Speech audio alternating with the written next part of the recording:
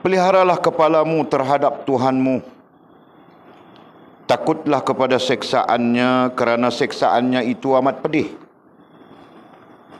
Dia menyeksamu dengan apa yang sudah diamanahkannya kepadamu. Dari kesihatanmu, kejahatanmu dan kesombonganmu. Takutlah kamu kepadanya, kerana ia adalah Tuhan langit dan bumi. Peliharalah kenikmatan yang dikurniakannya dengan syukur. Terimalah perintah dan larangannya dengan mendengar dan mentaatinya. Terimalah kesulitan dan cobaan itu dengan sabar, serta hadapilah kemudahan itu dengan syukur. Demikianlah yang diamalkan oleh orang-orang sebelum kamu, dari kalangan para nabi dan rasul, maupun orang-orang saleh. Mereka bersabar terhadap kesulitan dan kesusahan, dan bersyukur atas nikmat. Berdirilah kamu menghadapi bencana kederhakaanmu yang diberikannya, dan makanlah kamu dengan janji ketaatan kepadanya, serta jagalah kaedah dan sempadannya. Apabila engkau memperolehi kemudahan, maka bersyukurlah. Apabila datang kesukaran, maka bertaubatlah kamu daripada dosa-dosamu. Bimbing dan tuntunlah jiwamu, kerana sesungguhnya Allah tidak akan menginaya hamba-hambanya. Kita sambung lagi mengaji kita. Masih di majlis kedua. Majlis kedua kitab kita Fathur Rabbani, pengajaran daripada mursyid kita Maulana Syekh Abdul Qadir Jailani rahimahullah ta'ala. Dan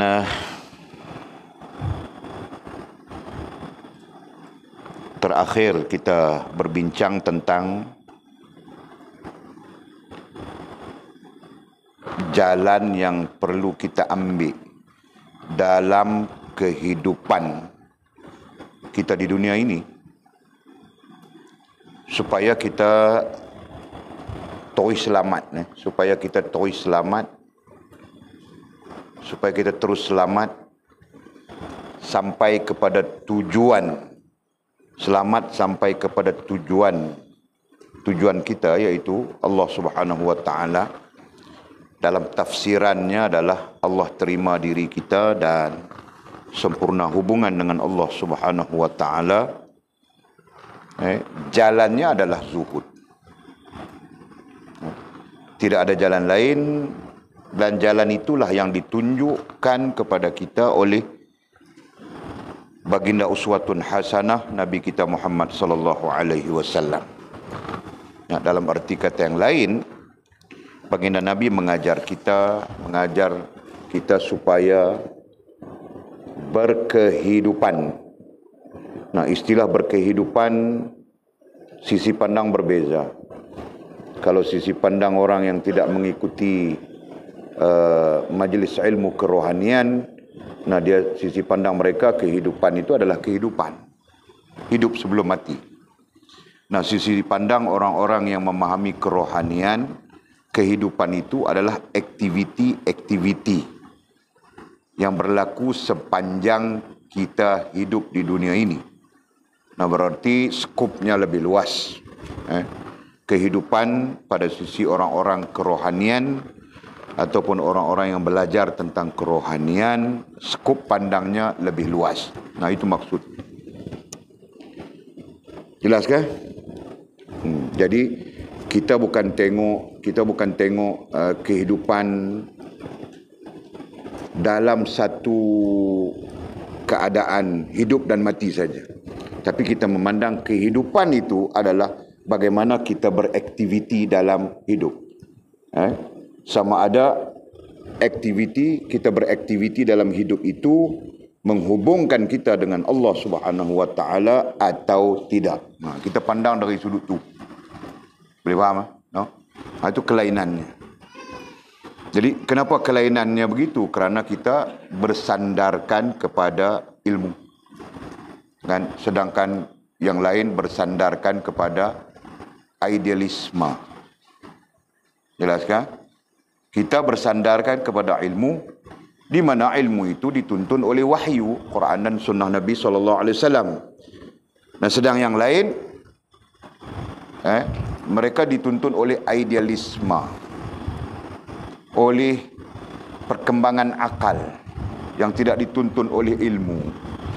Jadi, kelainannya nanti macam mana? Kelainannya nanti, kehidupan orang yang macam tu, mereka akan mengejar dunia, meskipun tidak menghubungkan diri mereka dengan Allah SWT. Sedangkan kehidupan orang-orang kerohanian mencari jalan supaya apapun aktiviti mereka menghubungkan mereka dengan Allah SWT. Itu perbezaan. Jadi mudah-mudahan Allah SWT melimpahkan kepada kita pengetahuan. Okey. Kemudian terakhir juga kita belajar tentang pada keseluruhan tentang zuhud, apalagi terkait dengan makan, minum, pakai. Nah, bila sebut makan, minum, pakai, nah itu terkait dengan self, terkait dengan diri kita sendiri secara khusus. Kan? Makan, minum, pakai. Dan ada yang terkait dengan orang lain yang kita sebut sebagai sosialisasi. Jadi sosialisasi pun perlu zuhud, ekonomi pun perlu zuhud, gitu kan?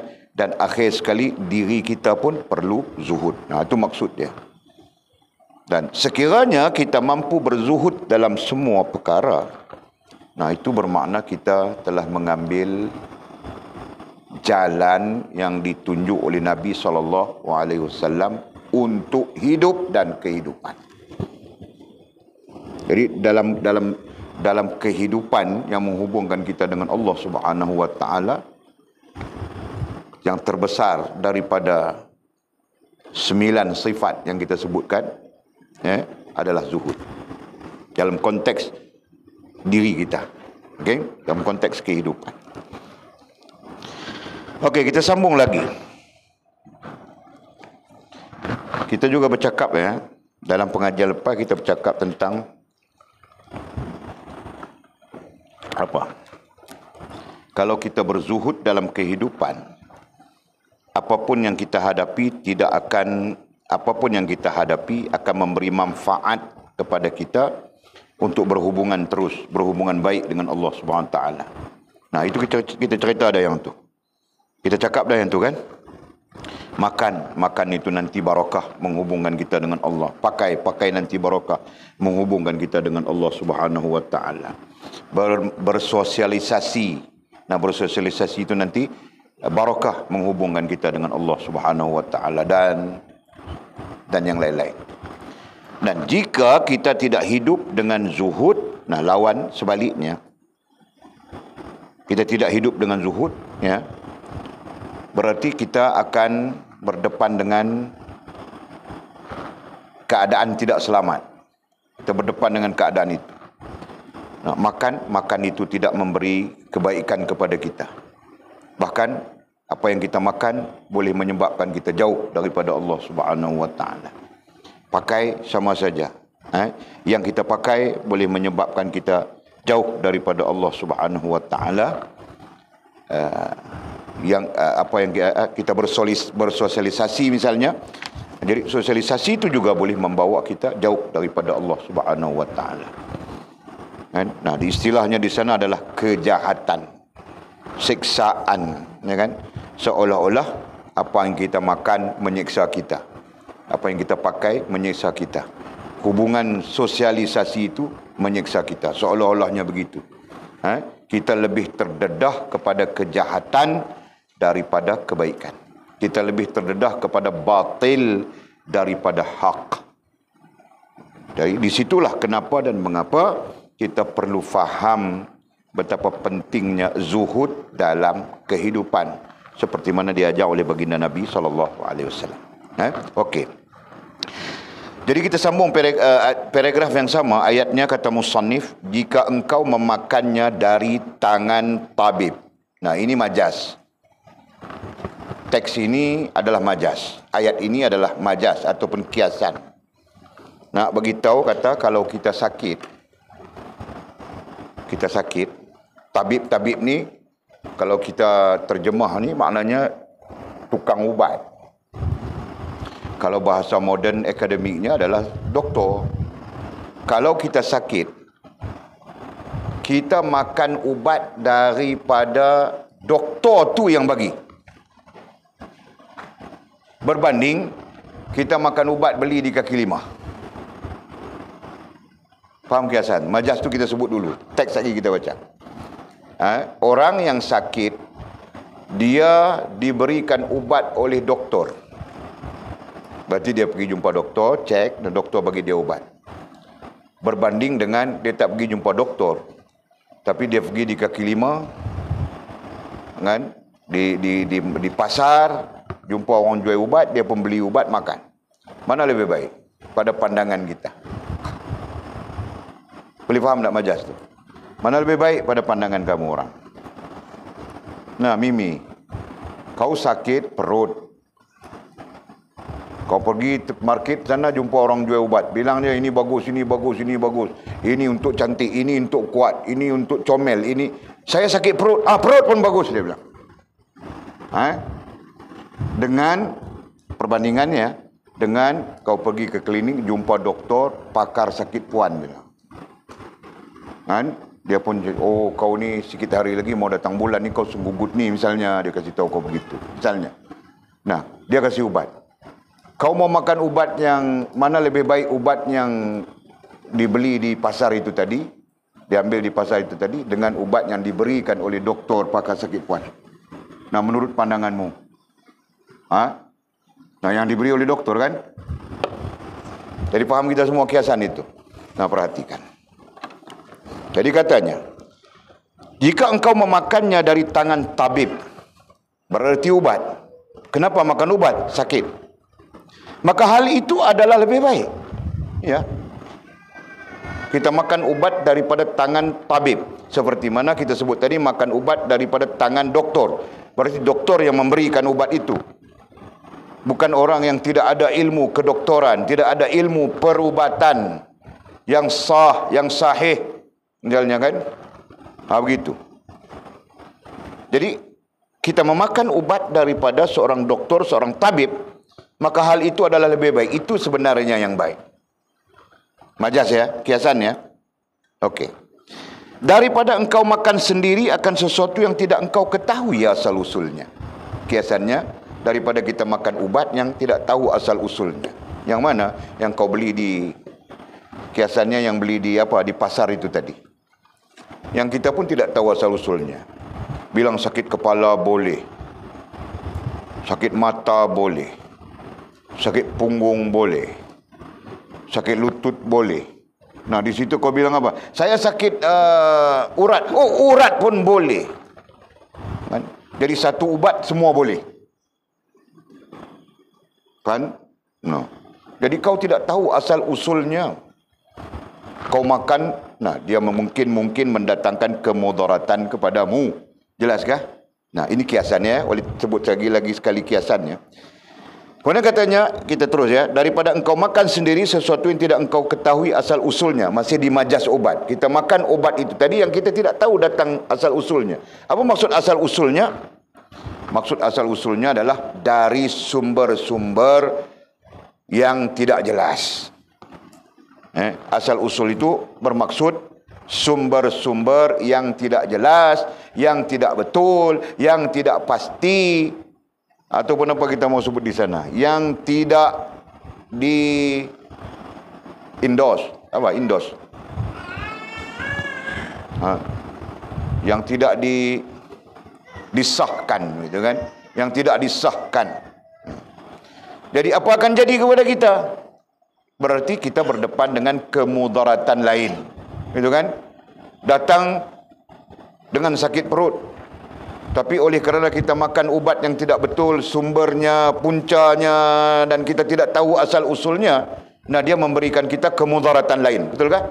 Tadi kau datang sakit perut saja. Nah kau makan ubat itu tambah lagi satu, ceret-beret pula. Nah, bukan ceret-beret saja lagi. Terkeluar dengan kau punya rektum itu terkeluar, tahu kah? Orang panggil buasir. Kan? Nah, jadi berpunca daripada apa? Berpunca dari makan ubat yang tidak betul. Nah, kiasan ini terkait rapat dengan kehidupan kita. Ubat untuk kita menjalani kehidupan yang sebenar adalah zuhud. Dan ubat zuhud itu datang daripada yang maha mengetahui, yaitu Allah Subhanahu wa ta'ala. Dan diajarkan kepada kita oleh uswatun hasanah, satu susuk tubuh yang Allah Subhanahu wa ta'ala takdirkan menjadi contoh teladan kepada kita, yaitu baginda Nabi SAW. Baginda Nabi SAW adalah contoh teladan dalam semua hal. Tetapi kita bercakap tentang zuhud, Nabi SAW adalah sosok tubuh manusia yang hidupnya dengan zuhud. Jadi kita jangan terpengaruh dengan istilah Nabi itu miskin, tak ada apa. Tak, bukan Nabi miskin, Nabi zuhud. Kan? Nabi zuhud, bukan Nabi miskin. Jadi kalau ada doktrin mengatakan tasawuf ni merapu, ajak supaya miskin dan sebagainya, dah kita pun faham Nabi bukan miskin.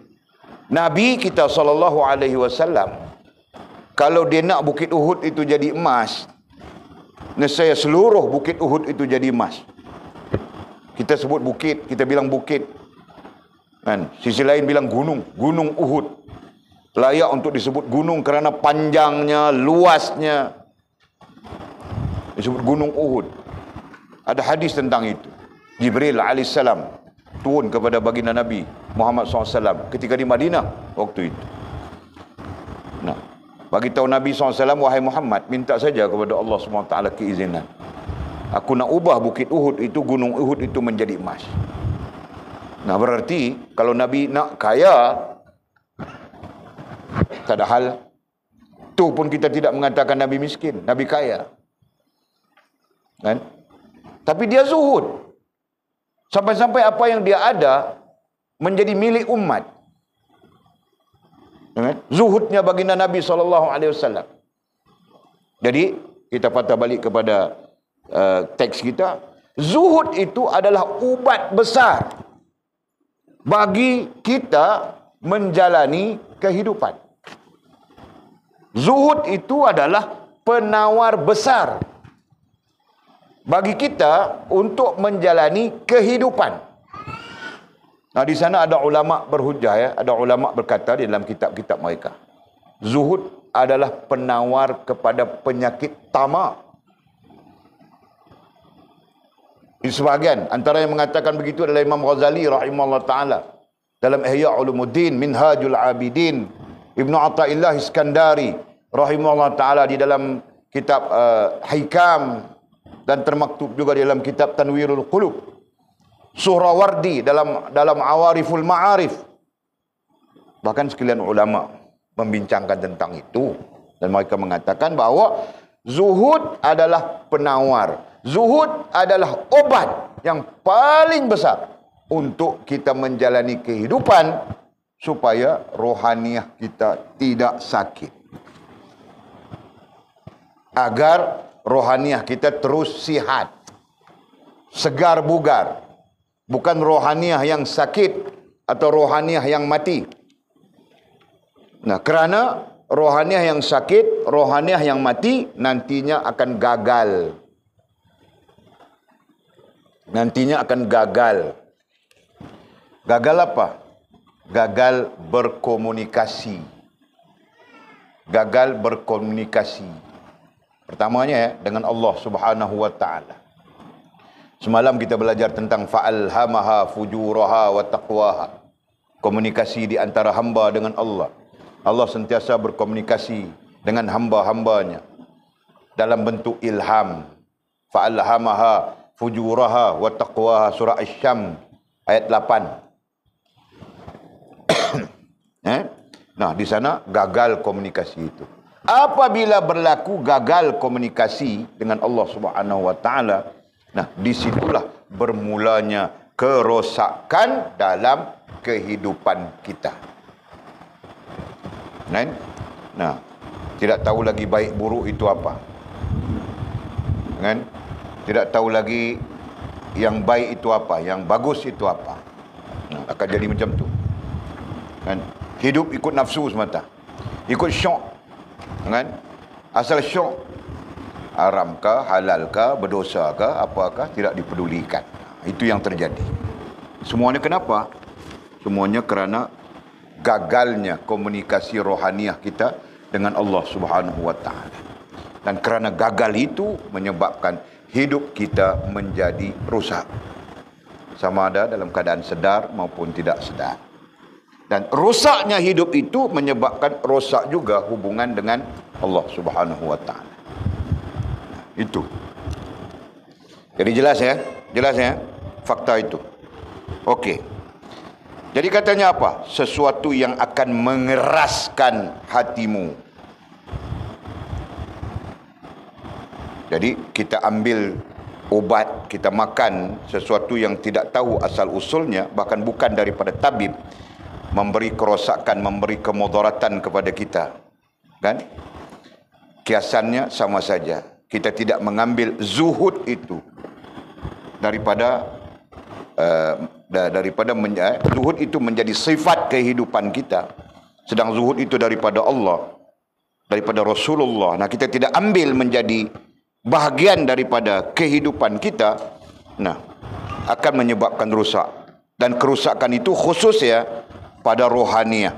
Sebab itu dia bilang sesuatu yang akan mengeraskan hatimu. Nah, jika kita ambil lain daripada zuhud, nah nanti hati kita menjadi keras. Nah, keras ai sakit, keras ai mati. Nah, yang kita belajar daripada Imam Ghazali rahimahullah ta'ala 3 saja, Pak. Keadaan hati kita, berarti keadaan rohaniah kita ada 3 saja. Mungkin dia sihat, segar bugar. Mungkin dia sakit. Atau mungkin dia mati. Nah, itu keadaan-keadaan rohaniah kita. Nah, sekarang kita jumpa lagi dengan satu istilah, keras hati. Nah, pada dasarnya keras hati itu berada di posisi sakit. Keras hati itu berada di posisi sakit. Nah, berarti rohaniahnya sakit. Sama saja kiasan majas kita makan ubat bukan daripada tangan doktor. Makan ubat daripada tangan orang yang jual ubat di pasar malam. Satu ubat boleh sembuh semua. Ceritanya begitu kan? Nah, kau makan-makan saja, kau sakit perut, lepas kau makan, kau sakit kepala, kau sakit kaki, kau sakit pinggang, kau sakit macam-macam. Contoh, boleh faham tak? Nah, sama saja. Apabila kita tidak mengambil, kita kiaskan ya, zuhud itu sebagai penawar, sebagai ubat untuk kehidupan. Nah, kita tidak mengambil zuhud itu, dimakan, dipakaikan kepada diri kita. Nah, kita sedang berdepan dengan penyakit. Berdepan dengan kemudaratan demi kemudaratan. Kan? Nah, paling besar kemudaratannya adalah hatimu menjadi keras. Paling besar kemudaratannya adalah hati kita menjadi keras berdasarkan kepada teks ini. Yang kalau kita bandingkan dengan teks dengan dengan Imam Ghazali rahimahullah taala, berarti hati kita menjadi sakit. Rohaniah kita menjadi sakit. Nah, rohaniah yang sakit. Nah, bermula rohaniah yang sakit itu apabila terus tidak diobati dengan betul. Nah, berarti kita tidak patah balik mengambil ubat zuhud itu, makannya, pakainya kepada diri kita. Nah, berarti kita akan terus sakit. Penghujungnya adalah mati. Berarti mati rohaniah kita. Dalam struktur kerohanian, rohaniah yang mati itu disebut kafir. Dalam struktur kerohanian, nah ini untuk orang yang tidak ikut kita punya dasar ya, pengajian dasar ya. Dalam struktur kerohanian, rohaniah yang mati itu disebut kafir.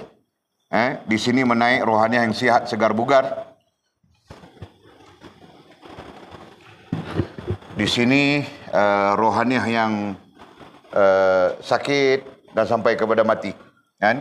Nah, di sini rohaniah yang sihat, segar, bugar. Kita katakan begitu. Dan di bawah ini rohaniah yang sakit dan membawa kepada mati. Okey. Nah, rohani yang segar bugar ini dia akan naik begitu. Strukturnya dilihat di sini. Okey.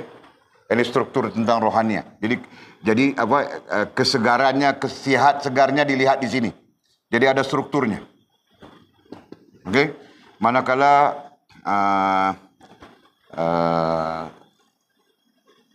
sakit matinya dilihat di sini. Turun ke bawah ini ya. Okey. Ini berdasarkan kepada Al-Quran. Laqad khalaqnal insan fi ahsani taqwim, kita belajar dah. Ini naik kata ni taqwim panggilnya. Ataupun maqam, disebut maqam. Taqwim, maqam kemudian disebut. Yang di bawah ini disebut asfal. Laqad khalaqnal insana fi ahsani taqwim, thumma radadnahu asfala. Asfala safilin. Nah, berdasarkan kepada Al-Quran. Asfal berarti jatuh. Nah, jadi sakit di sini sakit. Dipanggil ikut nafsu. Di sini dipanggil iblis. Di sini dipanggil syirkah. Dan di sini dipanggil kafir. Ada 4. Nah, jadi tak nampak merah. Ada 4. Okey. Nah, matinya bila berada di posisi kafir. Kafir tidak sama makna dia dengan kafir dalam konteks usuluddin. Kafir dalam konteks usuluddin, ataupun tauhid. Kafir dalam konteks tauhid adalah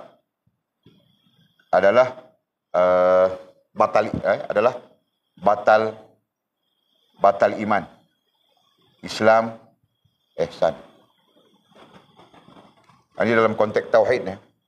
Manakala kafir dalam konteks tasawuf adalah apa? Kafir dalam konteks tasawuf apa betul?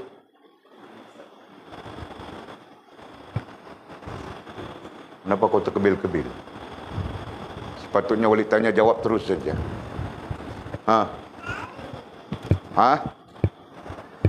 Kafir dalam konteks ilmu tasawuf tidak sama kan disiplinnya kan? Nah, dengar terus dari kau.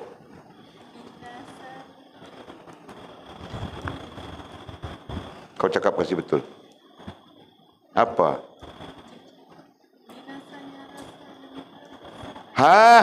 Kau merepet apa? Matinya rasa dan perasaan. Kau ni merapu-rapu. Kenapa kau merapu-rapu? Kau mabuk tuhau kah? Siapa kasih kau tuhau? Mizi? Siapa? Jadi kau merapu-rapu kenapa? Para izati. Cepat. Dalam konteks ilmu tauhid, kafir berarti batal iman, Islam, ihsan. Nah, tadi kau cuba sebut atul ini. Tapi dalam konteks ilmu tasawuf, kafir apa?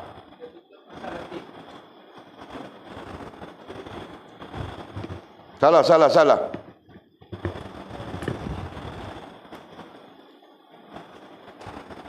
Apa yang betul?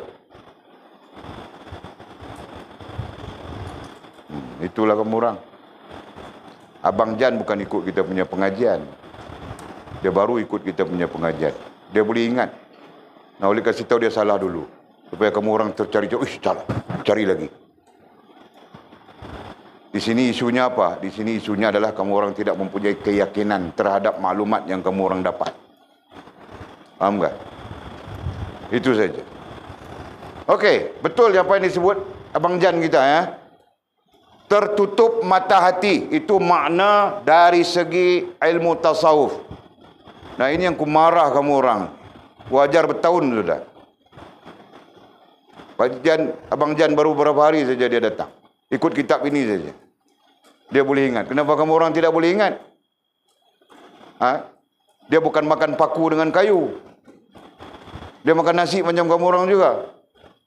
Jadi apa bezanya? Kamu orang sibuk. Sibuk sampai tidak boleh ingat hal itu saja. Pak Jan lagi dia sibuk. Anak lah, isteri lah. Isteri sampai 4.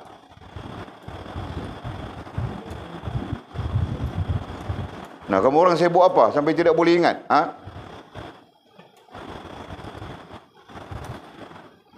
Okey. Makna tadi ya, apa maknanya? Sila. Nah, ingat itu. Kafir dalam konteks ilmu tasawuf adalah tertutup mata hati. Nah, sekarang soalan keluar lagi, Pak. Kafir dalam konteks ilmu fiqh. Pas. Aku mau tanya saja, tunduk semua orang. Warak bukan main. Warak tipu.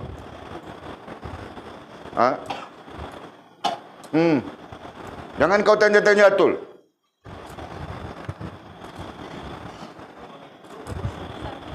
Cakap.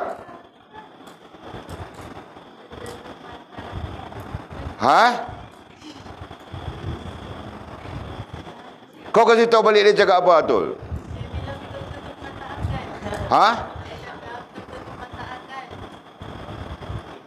Apa? Dia cakap tertutup mata akal. Tertutup mata akal. Kalau yang ini tertutup mata hati, rupanya dari segi ilmu fiqh tasawuf itu tertutup mata akal. Mana kau belajar ni, Fa? Siapa yang mengajar kau? Guru kau siapa? Guru kau siapa yang mengajar tertutup mata akal itu? Jadi tiada. Jadi kenapa kau sebut itu?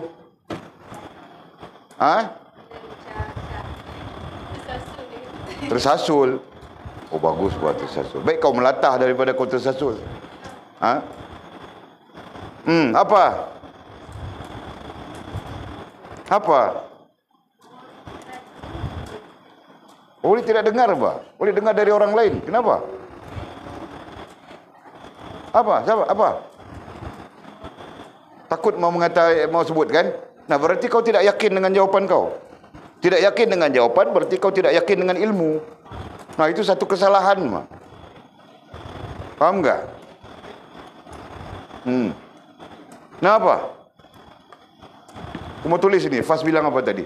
Tadi Fas bilang apa tadi? Fas sebut apa tadi? Tertutup mata akal.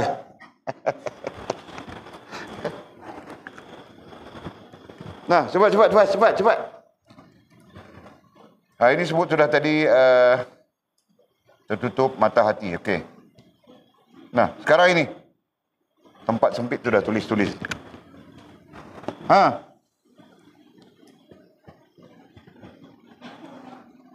Nah, kalau ini kau tidak tahu, kau belajar apa selama ini? Siapapun kalau ini tidak tahu, jadi apa yang belajar selama ini? Apa yang kita tahu tentang ini? Sedangkan ini sangat berkait rapat dengan iman, Islam dan ihsan. Berarti jika kita belajar tentang iman, Islam dan ihsan, hal ini tidak menjadi hal. Tidak menjadi permasalahan pun. Nah, apa, Fas? Belum pindah soalan kepada orang lain? Tidak tahu? Tidak tahu? Okey, Bang. Faraizati.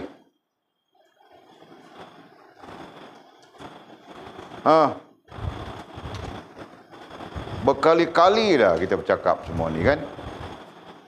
Walid punya pengajaran selalu ulang saja sampai di teks mana pun terkait dengan dasar semua Walid sebut balik. Nah, kamu orang yang sambil lewa, belajar sambil lewa.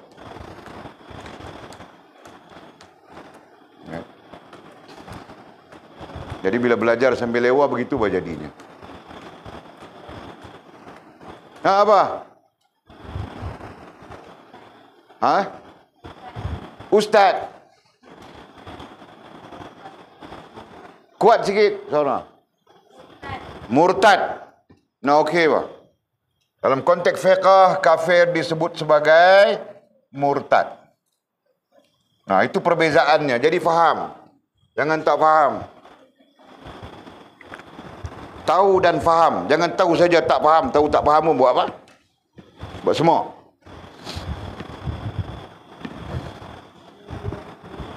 Okey, jelas kan? Nah, jadi dalam konteks ilmu tasawuf disebut dengan tertutup mata hati. Kamu tanya apa?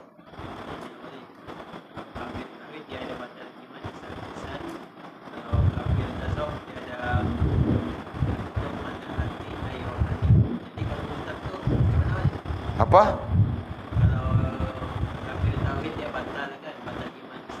Ah.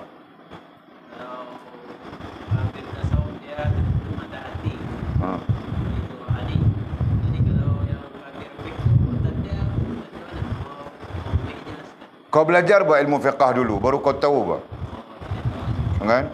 Jadi kalau tidak tahu kau mau terlibat dalam pengajian ilmu tasawuf ini, tutup kitab ini kau jawab kau saja. Jadi kau mau bertanya, pastikan pertanyaanmu itu menepati disiplin apa. Nah begitu bah. Ha? Kalau di sini kau mau tanya saham macam mana hari ini, kau mau cakap apa? Mau datang si Lina mau buat sambal belacan macam mana? Datang si Mizi pula mau bancu simen macam mana? Jadi mau tanya itu pasti kena tempatnya, betul kah? Nah, itu disiplinnya. Waduh. Okey.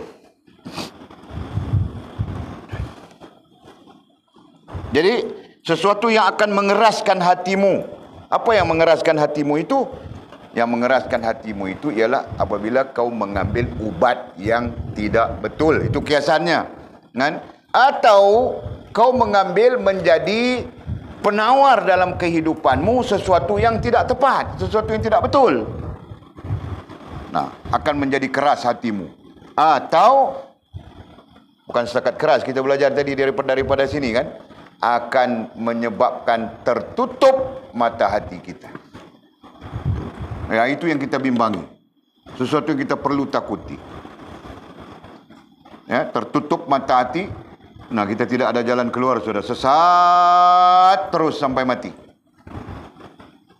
Nah, adakah orang yang sesat terus sampai mati? Banyak.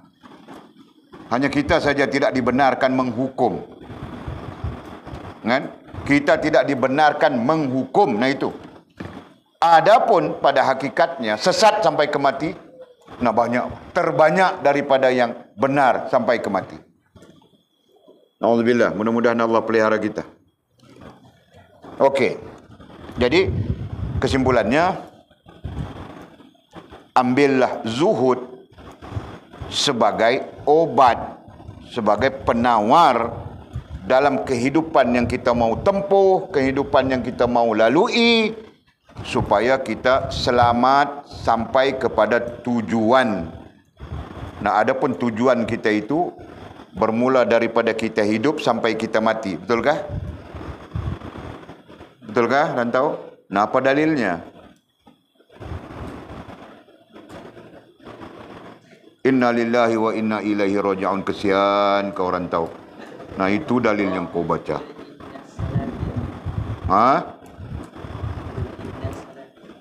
Apa?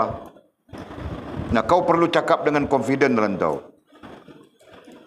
Dari sekarang kena belajar confident sudah.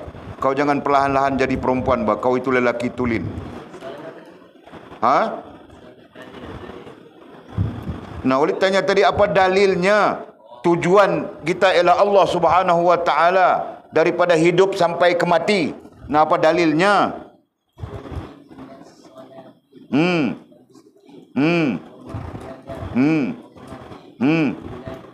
Nah, pada ayat yang kau baca itu, di mana teks yang menunjukkan dari hidup sampai ke mati tujuannya adalah Allah Subhanahu wa taala?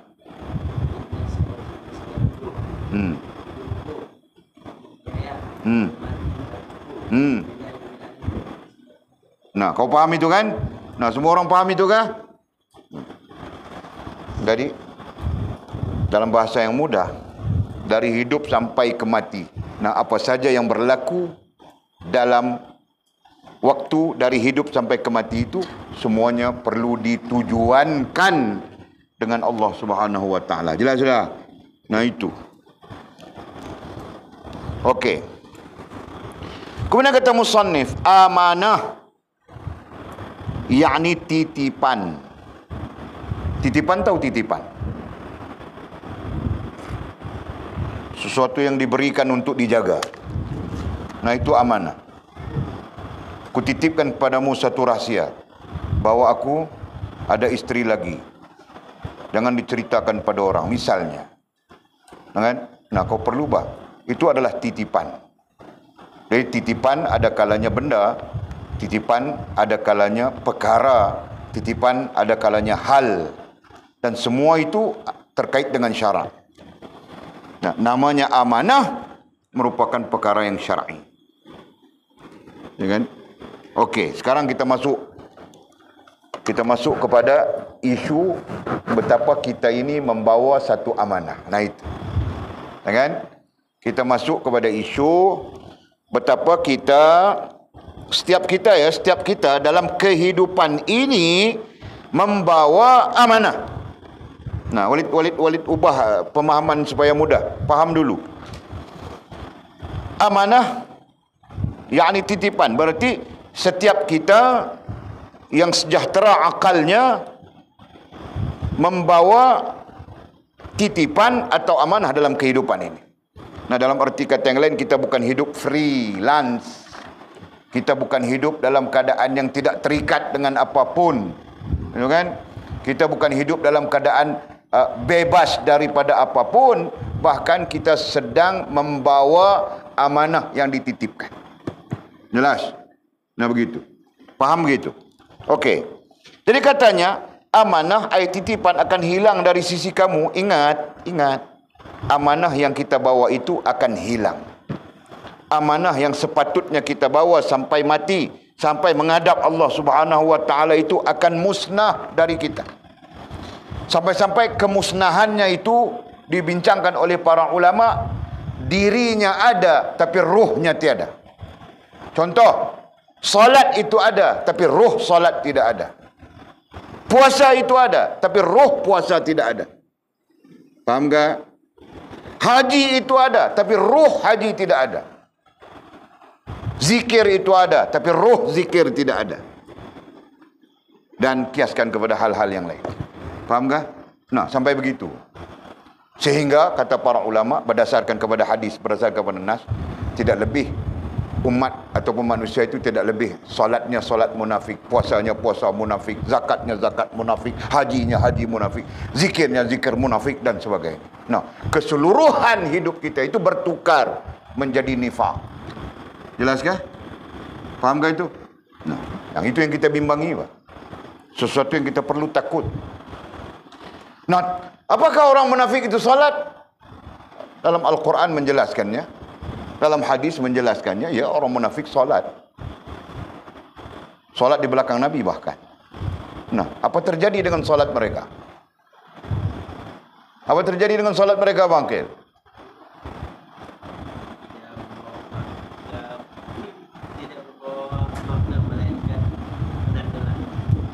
Pandai bakau. Boleh menikah sudah, Bangkil. Kami ramai-ramai kutip duit, Pak. Seorang RM2 untuk kau mas kawin kau. Kau minta mas kawin murah-murah sudah lah. Kau pun mas kawin. Okey. Kan boleh sebut tadi.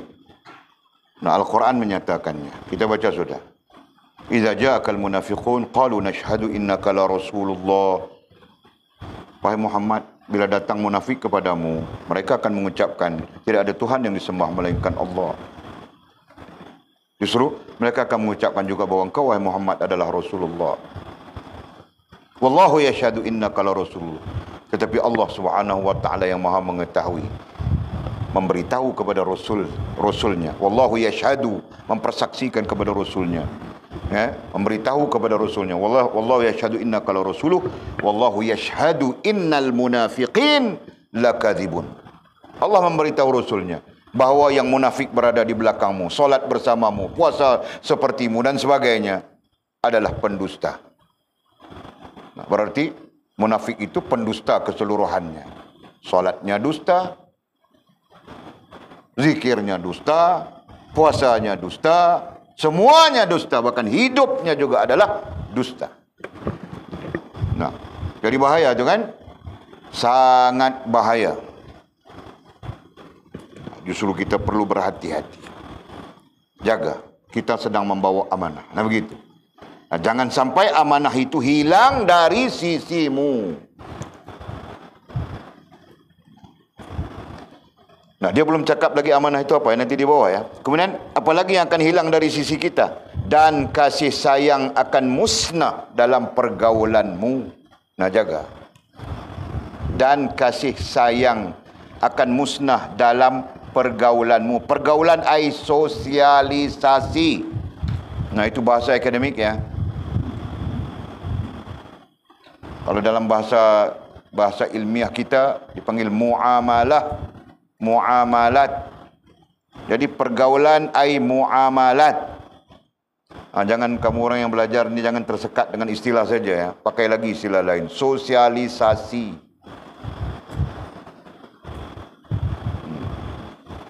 Dan kasih sayang akan musnah dalam muamalat ai, dalam pergaulan ai muamalat ai sosialisasi kamu. Nah, apa maksudnya di sana? Kita akan hidup seperti haiwan. Kejam, zalim, menindas, mementingkan diri, tidak menghargai orang lain dan sebagainya. Nah, itu maksudnya. Dengan kasih sayang hilang sudah. Rasa belas kasihan. Nah, dalam secara umum disebut ihsan, kan? Keihsanan itu hilang. Nah, yang tinggal nafsi-nafsi. Nah, masing-masing hidup. Tidak wujud lagi ta'awanu 'alal birri wat taqwa wala ta'awanu 'alal ismi wal 'udwan. Nah, tidak akan hidup lagi itu. Kan? Tidak akan hidup lagi mengajak manusia kepada apa? Mengajak manusia kepada kebaikan. Mengajak manusia kepada kesabaran seperti dinyatakan dalam surah Al-Asr. Nah, tidak akan berlaku lagi begitu. Kenapa? Karena hidup adalah masing-masing. Kau punya hal, aku punya hal. Lebih-lebih nanti bilang jaga tepi kain orang. Nah, gitu kan? Masya Allah. Nah, akhirnya apabila sosialisasi berlaku begitu, muamalah berlaku begitu, pergaulan berlaku begitu, maka yang akan terpadam adalah dakwah. Yang akan terpadam adalah mengajak kepada ma'ruf, mencegah mungkar. Nah, ini yang akan terpadam semua. Ya, ada satu hadis sahih yang diriwayatkan oleh Imam Bukhari rahimahullah ta'ala dengan maksud apabila ummah meninggalkan menyeru kepada ma'ruf, mencegah kemungkaran, maka ketika itu Allah akan menebarkan bala bencana. Nah, kita belajar sudah hadis itu. Di mana kita belajar makin? Asyarul Ma'asi. Nah, kitabnya apa? Kitabnya apa, Lina? Atharul Ma'asi. Siapa yang baca balik? Siapa yang daurahkan Atharul Ma'asi? Rantau. Okey, Pak. Jalan terus.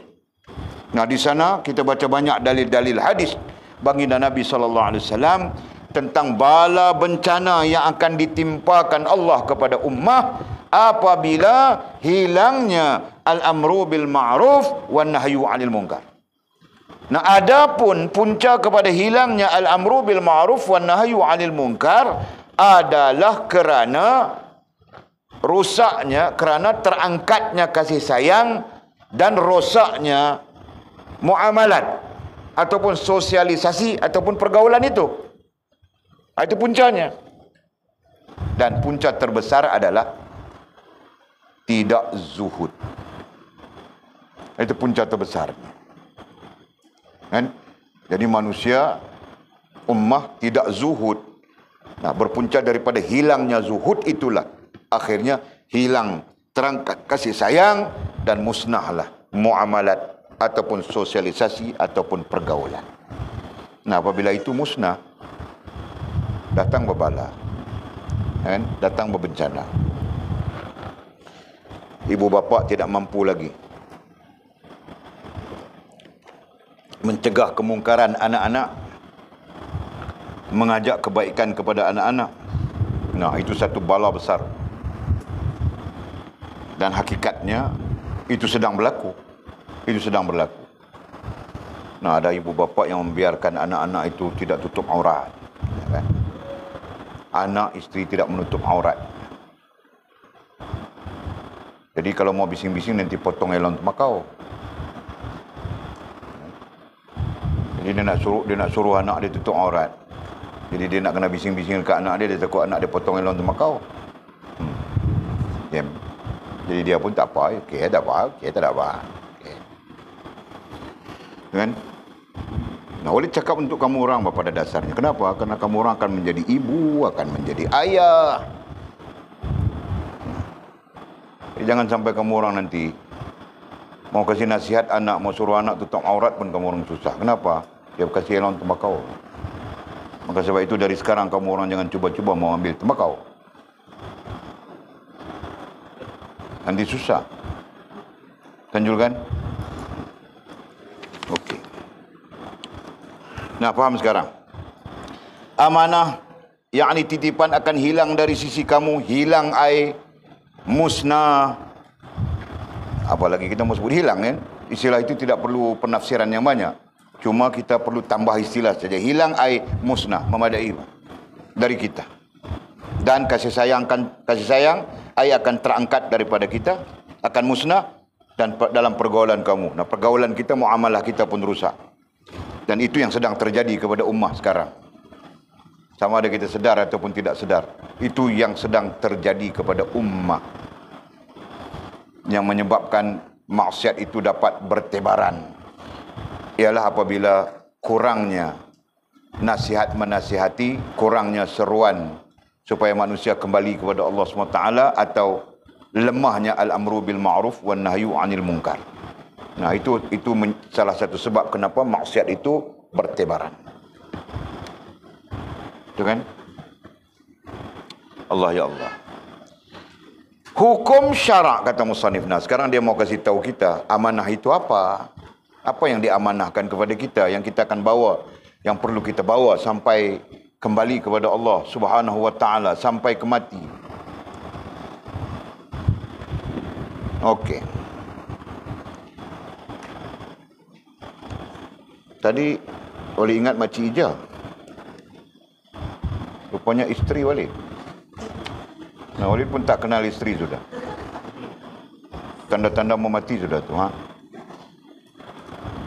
Kalau Walid tahu Makcik Ija tadi, yang Walid akan tanya adalah Makcik Ija. Tapi oleh kerana bukan bah. Kalau Makcik Ija, Walid tidak tanya apa tadi. Sebab anak dia kecil kan. Dia ada anak kecil, takut bising anak itu kan. Okey. Kau menangis anak. Nah, sekarang musannif mau kasih tahu kita apa amanah yang dititipkan kepada kita. Bilangnya, kata musannif, hukum syarak. Ini kesalahan penterjemah mendatangkan dua istilah secara mudhaf-mudhafun ilaih, tapi boleh diterima. Hukum diidhafatkan, disandarkan kepada syarak. Hakikatnya syarak itu adalah hukum. Nah, kan? Jadi sebut syarak saja memadai kalau dalam konteks bahasa Arab. Dengan asy-syar'u katanya, memadai sudah. Datang dengan alif lam ma'rifah. Tetapi penterjemah menterjemahkan asy-syar'u dengan hukum syarak. Nah, jadi ada idhafat di sana. Okey? Nah, Walid terangkan juga apa, walaupun datang dalam bentuk begitu. Hukum artinya apa? Nah, belajar sudah kita. Mau tanya siapa ni? Mau tanya Anjung nanti 3 hari dia tidak makan nasi dia. Anjung dia sensitif dengan soalan. Tanya dia seminggu dia nanti mandom saja. Jadi jangan tanya Anjung. Jangan tanya nah. Nah, kita tanya siapa yang kita mau tanya ni? Mau tanya Jul sakit gigi. Sakit gigi lagi ke Jul? Nak ambil ubat apa makan nanti? Ada ubat kah? Cabut apa? Sekejap lagi aku cabut. Kenapa? Kau tidak tahu ke aku ni pakar cabut gigi? Boleh tak? Nah, Abang Akhil jawab, hukum apa?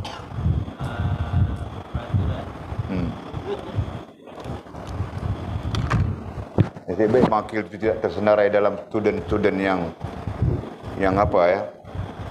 Yang ikut nizam. Kalau tersenarai aku mengamuk Abang Akhil. Kau nasib baik. Nah, siapa yang berada di dalam nizam angkat tangan? Aku mau tahu yang berada dalam nizam angkat tangan. Nah, 1, 2 orang saja. Nah, dia orang ni. Perempuan semuanya kah? Nah, perempuan semuanya. Berarti 2 orang saja dalam nizam. Nah, kamu orang bertanggungjawab tak? Siapa di antara kamu orang berdua mau cakap hukum ini apa?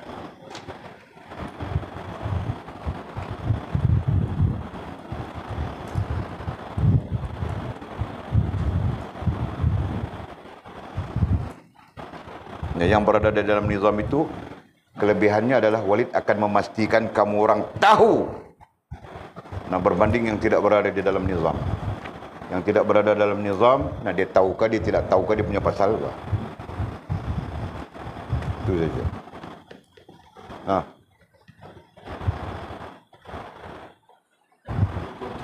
Siapa mau jawab ni antara kamu 2 orang? Kau tunjuk dia, dia tunjuk kau. Siapa? Nah, 2 orang sekali cakap. Sama-sama. Tak tahu. Jadi kau tidak tahu hukum itu apa? Nah, kau belajar 2 tahun lebih sudah. Ha? Jadi syarak itu apa? Kau akan bermain di sekitar teks saja. Minda kau tidak berkembang.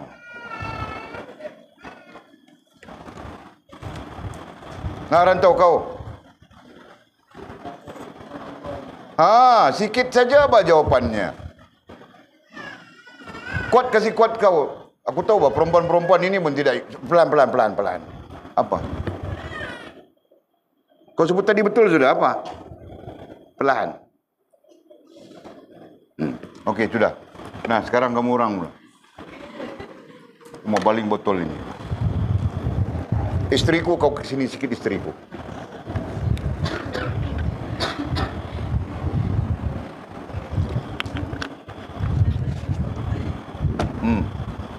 Siapa? Sila kasih tahu.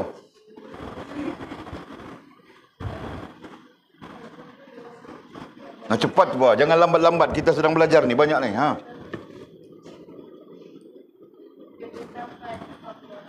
Pandai bah Sila. Sama saja macam rantau. Kan? Pandai bah. Kamu orang ada pakatan sulit ke apa kan? Nah, hukum. Istilahnya hukum.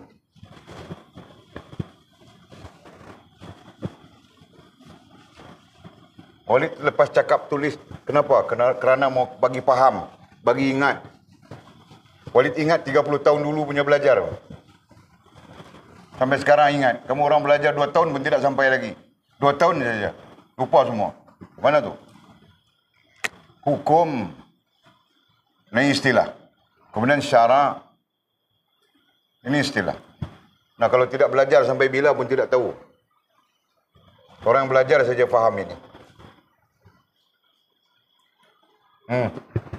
Hukum artinya ketetapan.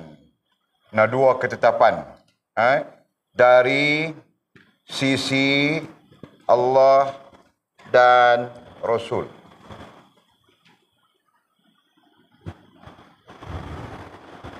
Ada definisinya.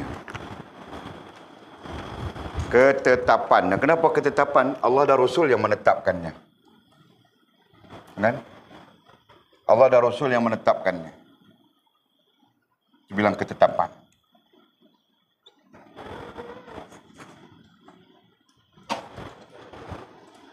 Nah, sekarang istilah selanjutnya adalah syarak. Syarak itu apa?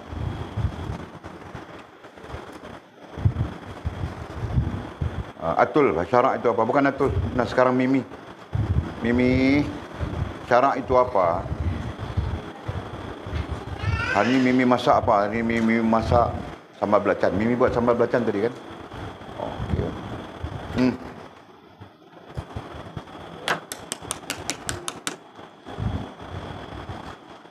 Ha? Tidak tahu? Apa? Nampak? Hal-hal kecil-kecil macam ni saja. Tapi sangat penting ini. Yang namanya ahli ilmu tidak boleh tidak tahu.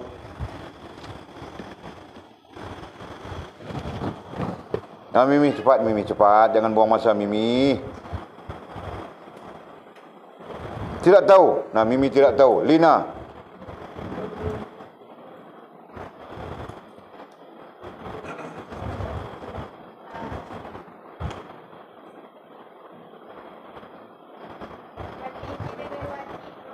Hah? Apa? Hah? Apa?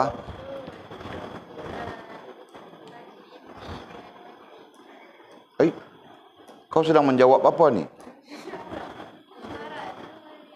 Syarak ya, okey. Syarak itu ialah apa? Tak tahu. Syarak itu ialah tak tahu. Mimi pun syarak itu ialah tak tahu. Kau tahu Sofia?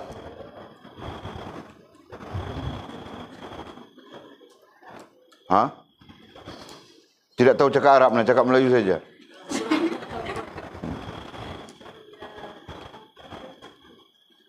Apa tu? Syarak itu apa tu?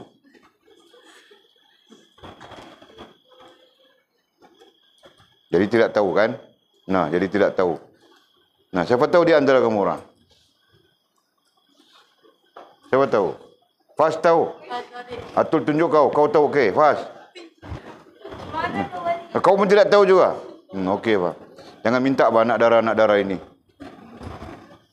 Jangan. Itu pun tidak tahu kalau orang mau minta kah?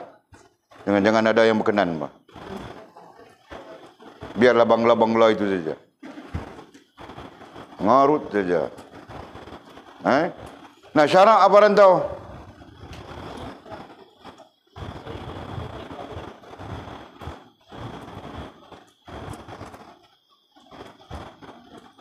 Nah, macam mana ini? Macam mana kamu orang memakai hukum pada diri sedangkan kamu orang sendiri tidak tahu hukum itu? Pelik kan? Kau makan sesuatu yang kau tidak tahu. Nah, babi di situ kau makan. Kau tidak tahu. Macam mana? Sebab itu jangan pelik bahawa Wahabi bilang babi boleh makan, mas. Masak arak boleh makan bila masak.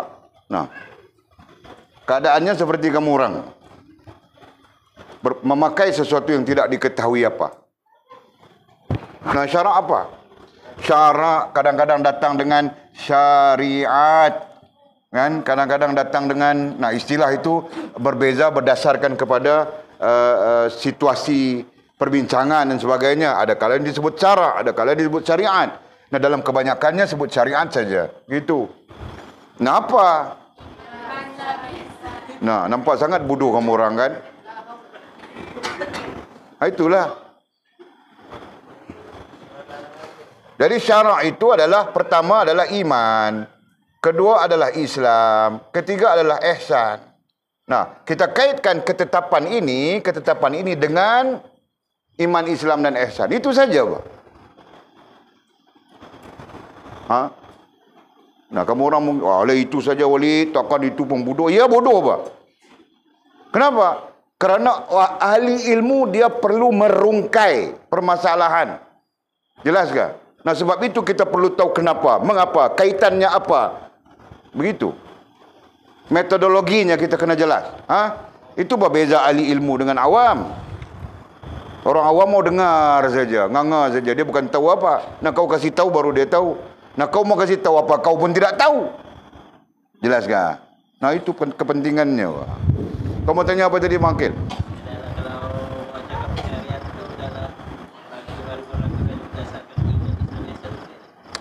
Nah, itu boleh. Jadi Walid mau ayat teks fakta, bukan mau kau enologi, bukan mau kau nyanyi lagu Hindustan, berguling-guling jatuh bukit dulu, kemudian baru kau mau kasih tahu ini. Nah, Walid minta faktanya terus saja. Jadi ada beza kan? Enologi itu lain, fakta itu lain.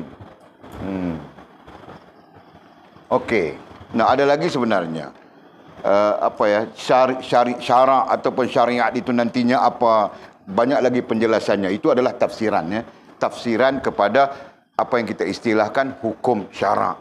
Nah, ada panjang lebar berjela, tapi sekurang-kurangnya dasar itu kita ada. Jelaskah? Nah, ini dasarnya. Jadi hukum syarak adalah ketetapan-ketetapan yang berkait dengan iman, Islam dan ihsan. Nah, begitu definisi secara idhafat. Definisi secara sandar menyandar.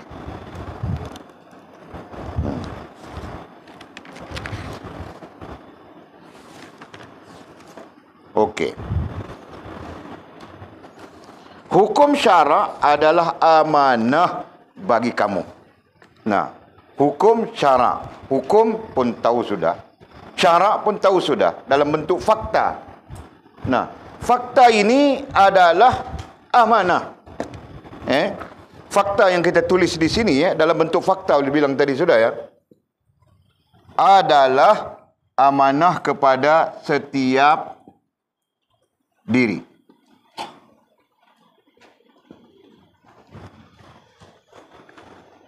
Okey? Nah, di sini Atul, di sini Sheila, di sini Fas, di sini Lina, di sini Mimi, di sini Sofia, di sini Farah Izzati, di sini istriku, di sini aku, di sini kita sekalian. Nah, posisinya di sini. Diri kita. Setiap diri, betul? Faham tak? Nah, kita dititipkan dengan amanah.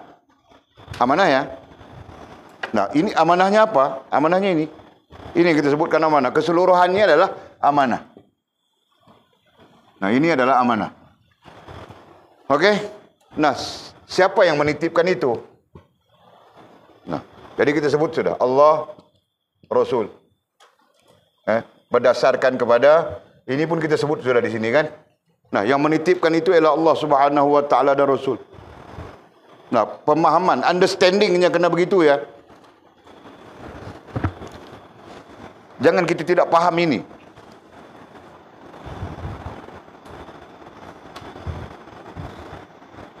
Jadi Allah Subhanahu wa taala dan Rasul telah memberikan kepada kita amanah. Kemudian amanah ini disebut apa? Amanah ini keseluruhan disebut apa, ya? Seluruh amanah ini disebut apa? Nah, aku mau tanya istriku, Pak. Istri tercinta. Nah, kerana dia tahu aku menikahi dia. Jadi sekarang aku tanya. Ya, jangan salah kalau aku bertanya, wahai istri. Nah, amanah ini keseluruhannya disebut apa? Nah, sekarang kita berjumpa dengan perkataan amanah. Secara keseluruhannya ini disebut apa? Apa?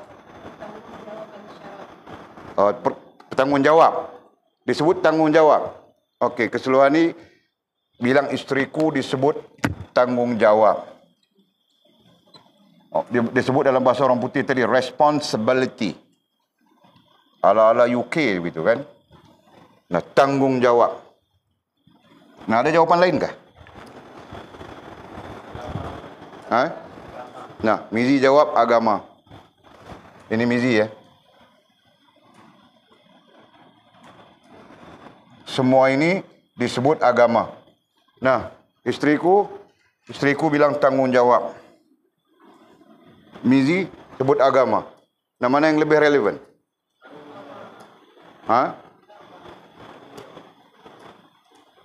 Makil bilang tanggungjawab. Betul, Makil, ya? Bagus. Nah, siapa yang bilang agama? Siapa yang setuju agama? Sheila kata dua-dua. Nah, Sheila sebut agama. Okey. Jadi Walid dalam bentuk yang sangat-sangat dasar, ya. Walid menyebut agama saja.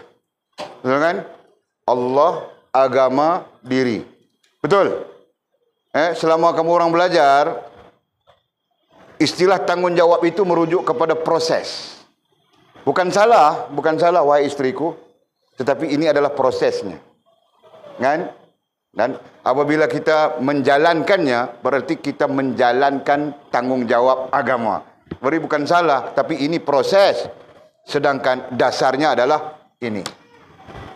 Dan keseluruhan ini adalah agama yang perlu dijalankan kerana kita bertanggungjawab. Begitu. Okey? Nah.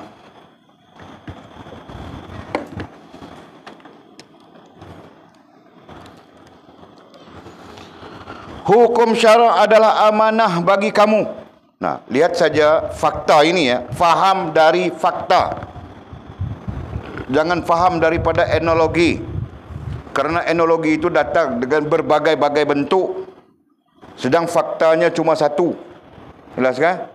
Nah, Walid beretnologi begini. Nanti kau baca kitab lain, kitab ini beretnologi begini, kitab lain beretnologi begitu.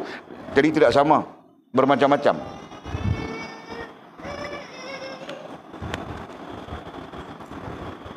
Okey? Faktanya mesti difahami. Ulang Walid. Hukum syarak adalah amanah bagi kamu. Ingat ya, itu adalah amanah. Dan setiap amanah akan dituntut semula. Betulkah? Yang namanya amanah, pemberi amanah itu akan menuntut semula. Nah, itu kita perlu faham dan menjadi doktrin kita. Nah, apalagi dalam konteks lain, amanah itu adalah bahagian daripada pinjaman. Ya kan? Amanah itu adalah bahagian daripada pinjaman. Nah, walaupun pinjaman itu kita fahami daripada bentuk guna pakai. Allah pinjamkan kita mata, Allah pinjamkan kita akal, Allah pinjamkan kita hati, Allah pinjamkan kita kaki, tangan, jasmani, rohani, semuanya Allah SWT pinjamkan. Allah pinjamkan kepada kita keperluan-keperluan untuk kehidupan. Nah, itu termasuk kan? Dan Allah Subhanahu wa taala juga meminjamkan kepada kita akal dan sebagainya. Kita bilang tadi untuk memenuhi spesifikasi haknya. Jadi Allah pinjamkan seluruh yang kita sebutkan tadi untuk memenuhi haknya. Itu hak Allah. Hak Allah yang diberikan kepada kita namanya iman. Hak Allah yang diberikan kepada kita namanya Islam. Hak Allah yang diberikan kepada kita namanya ihsan. Apa dalil yang menunjukkan Islam itu hak Allah?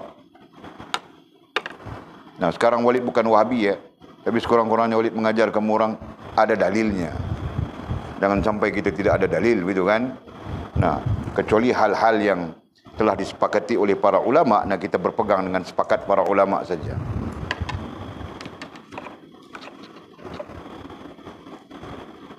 Nah, pertanyaan Walid tadi, apa dalilnya?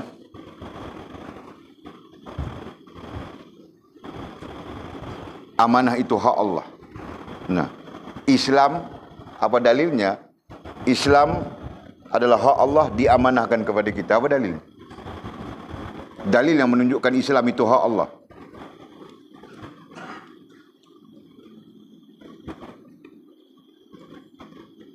Nah, hari ini 2-3 hari ini kamu orang mati dengan dalil saja. Kan? Adakah rantau? Apa? Inna dina indallahil Islam. Nah, itu saja dalilnya. Waduh. Rantau boleh menikah sudah. Tapi kau jangan dengan orang-orang ini, jangan. Dia orang masih pinga-pinga begitu kan. Inna dina indallahil Islam, itulah dalil yang menunjukkan Islam itu adalah hak Allah Subhanahu wa taala. Sama saja iman. Itu adalah hak Allah. Kenapa kita bilang hak Allah? Nah, dalam ayat-ayat lain Allah bilang fariqan hada wa fariqan haqqat alaihimud dalalah. Ada orang yang kami beri petunjuk. Nah, sampai mencapai iman. Nah, ada orang yang kami kekalkan mereka dalam kesesatan. Fariqan hada wa fariqan haqqat alaihimud dalalah. Nah, ada orang yang Allah SWT tidak memberikan petunjuk dan kekal dia dalam kesesatan. Misalnya, kan? Nah, ada tafsirannya. Kita tidak sempat menafsirkannya ya. Okey. Jadi ayat selanjutnya yang telah kamu tinggalkan dan kamu khianati. Apa itu?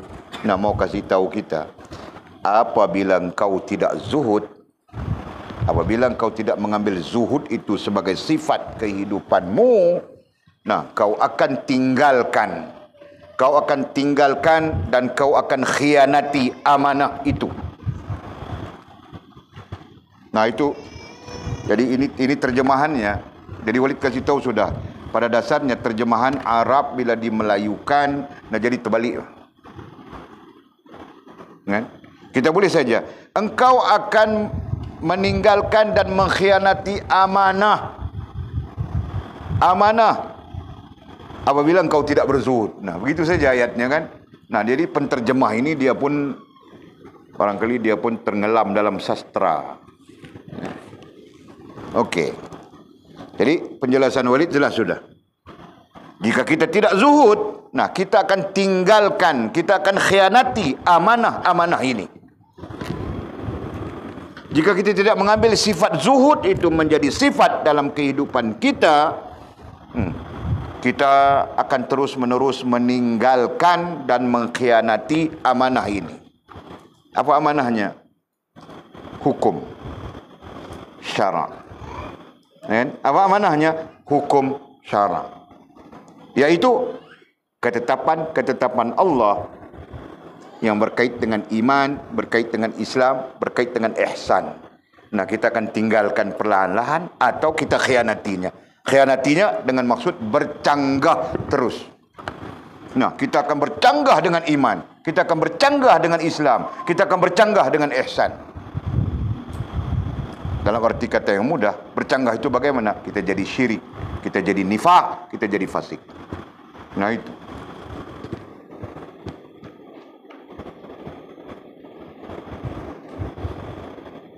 Faham tak? Okey. Oh, mau berhenti sudah. Celakalah kamu. Nah, kalau jika demikian. Jadi, dhabit ayatnya. Jika demikian. Jangan salah ya. Sebab teks ini nanti kamu orang baca balik pada orang jadi janggal saja. Jadi, orang yang Walid benarkan baca, benar nanti penghujungnya datang berjumpa dengan Walid. Nah, Walid akan bagi ijazah isnadnya. Nah, kamu orang boleh baca kepada orang. Nah, jika tidak, jangan. Faham kah? Nah, begitu caranya. Sebab itu Walid suruh kamu orang ikut elok-elok. Dengar, jangan ada putus daripada pendengaranmu. Nah, itu. Sebab nanti kamu orang akan menggunakannya. Mengajar orang lain. Sama ada teks ini, maupun teks-teks yang lebih bagus akan datang. Dari sumber Fathur Rabbani. Nah, itu. Faham tak Sofia? Nah, sebab itu Walid bilang jangan tidur. Jangan sembang. Jangan begitu. Jangan begini. Ketika Walid meriwayatkan. Nah, itu sebabnya. Faham tak? Walaupun kamu orang benci Walid, marah-marah saja. Naik angin saja. Nah, kamu membenci 100 tahun pun pulang kau. Aku marah, aku marah saja. Aku pedulikan. Okey. Nah, apa dhabitnya? Jika demikian. Nah, demikian itu isim isyarah. Faktanya balik kepada kamu. Jika tidak zuhud, kamu akan meninggalkan dan mengkhianati amanah. Nah, balik kepada situ. Jika demikian, celakalah kamu. Celakalah kalau kita faham dalam bahasa yang kurang ekstrim, celaka itu agak ekstrim ya.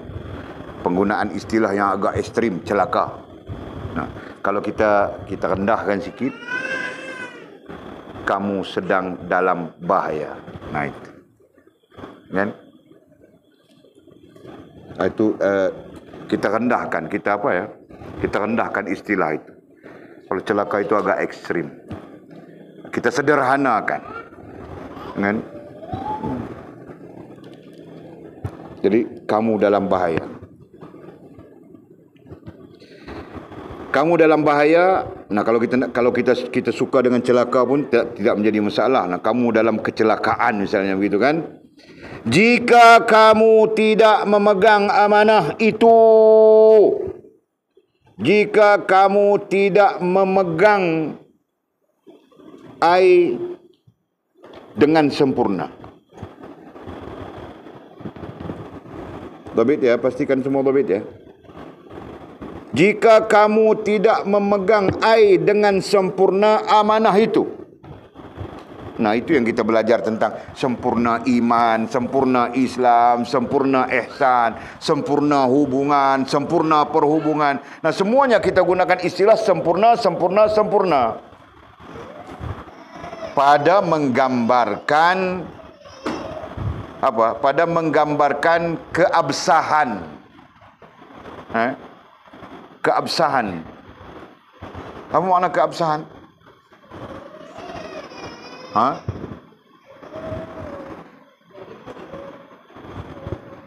Genuine.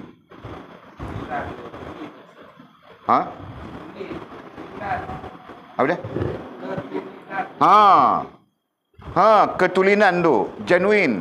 Ketulinan kebenaran iman, Islam dan ihsan kita. Itu. Boleh faham tak? Sebab kita tak mau yang tak tulin. Yang tak tulin tak asli. Kalau orang tak asli, darai. Pondan. Dengan? Pondan dengan pondan. Bang Adib tahu tak pondan Bang Adib? Kan? Payah pondan ni. Jadi kita pun nak kena payah kan? Masuk tandas perempuan.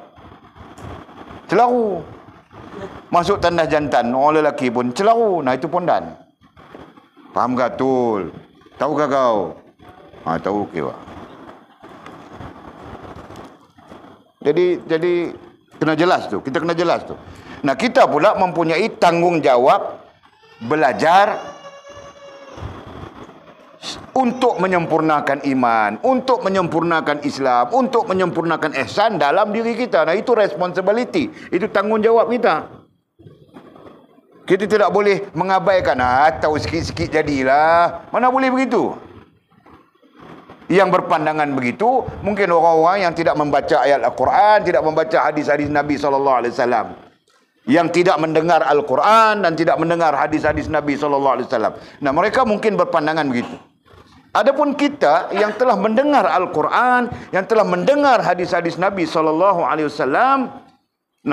tidak berusaha untuk menyempurnakan, tidak berusaha untuk memperbaiki. Nah, itu ada satu kesalahan yang sangat besar. Sebab iman bukan hal sambil lewa, Islam bukan hal sambil lewa, betul kan? Ihsan bukan hal sambil lewa, bahkan ia adalah agama. Jelas kan? Nah, ada beberapa sisi. Nah, Walid mau tahu satu sisi saja. Agama itu apa?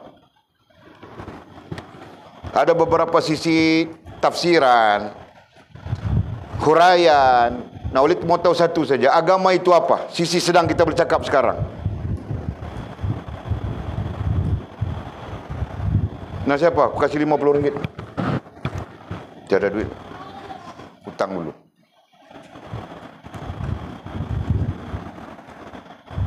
Siapa mau jawab ni? Mau berhenti ni? Jika kamu orang tidak jawab sampai pukul 10 kita.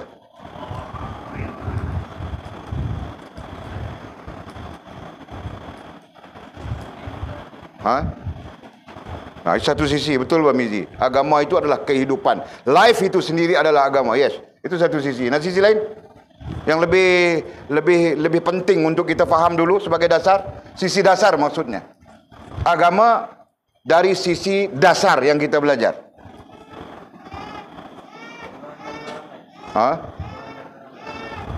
Itu maknanya Pak kan.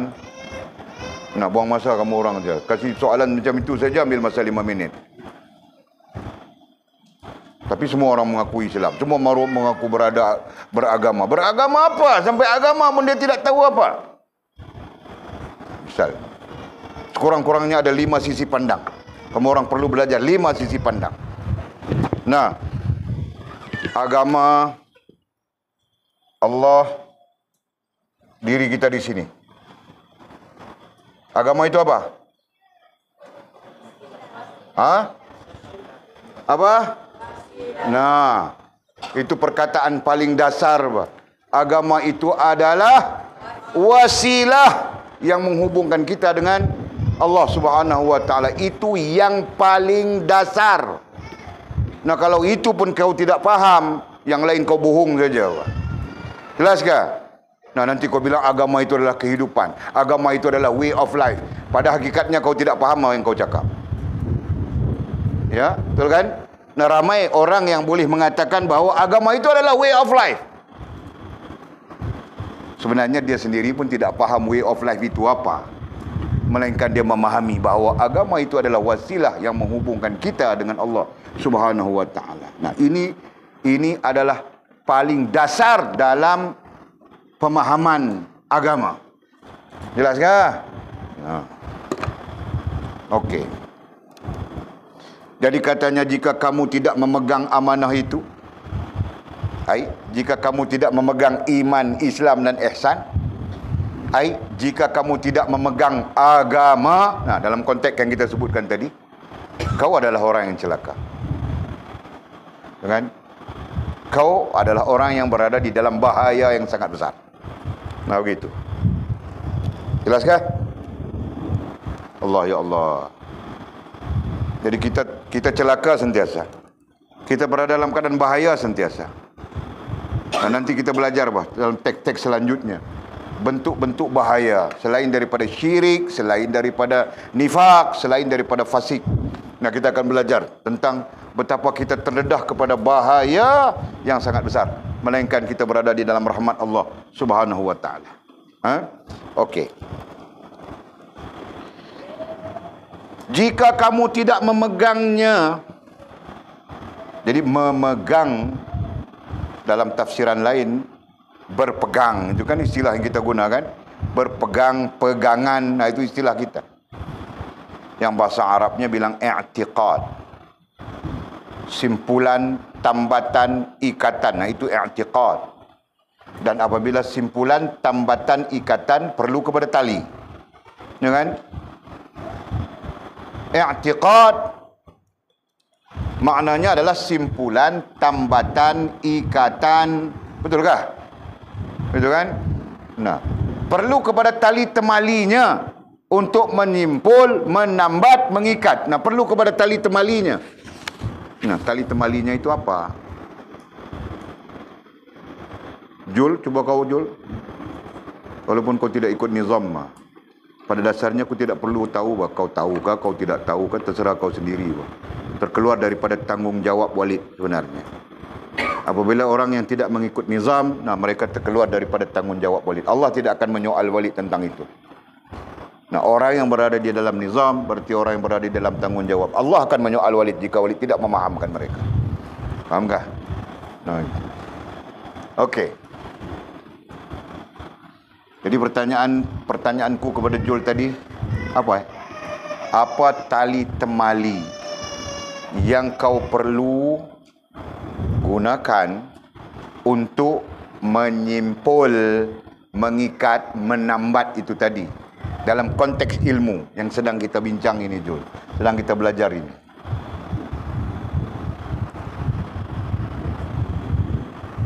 Kuat sikit Jul, kau sakit gigi sikit saja kau mau cakap pun tidak boleh sudah. Roti kau mau cakap kasih betul Jul. Tasdik. Nah, tasdik, niat, rasa. Nah, jumpa sudah. Sebenarnya kita bertemu sudah dengan keilmuan dari fiqah kah, dari tauhid kah, dari tasawuf kah. Nah, kita berjumpa sudah.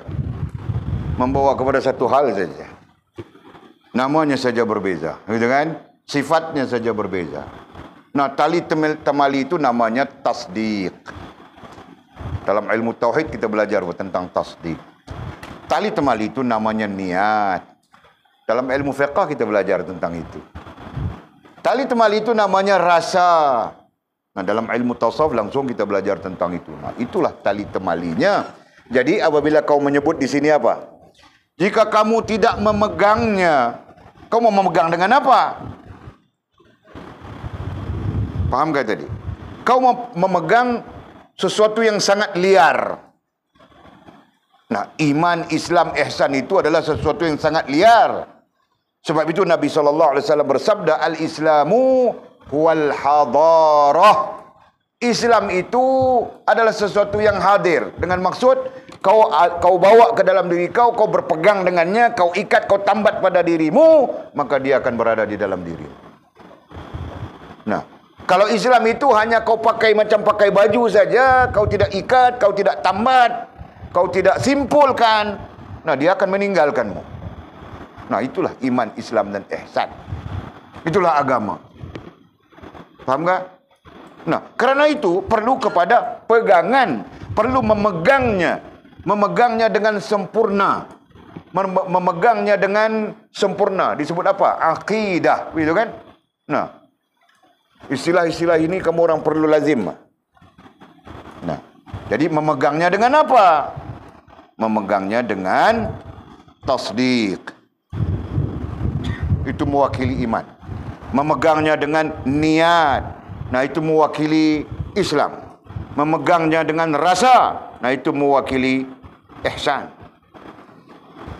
Nah, jelas sudah semua itu. Okey.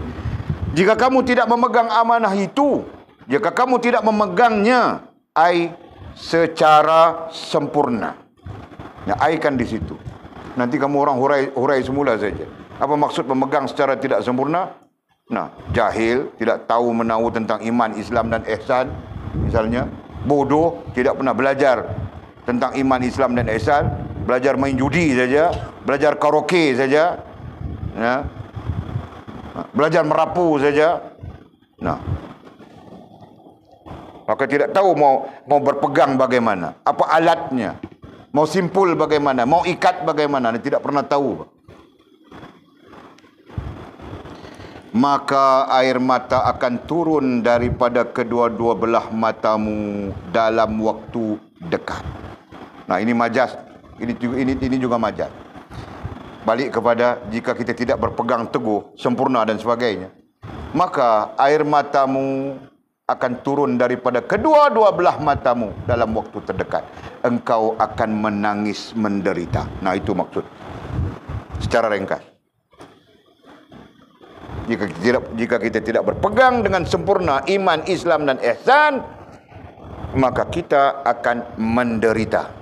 Jadi kiasan kepada maka air mata akan turun daripada kedua belah matamu dalam waktu dekat, itu kiasannya. Kiasan kepada engkau akan menderita dalam waktu dekat, kiasan kepada kau sedang melaluinya, kau sedang menghadapinya.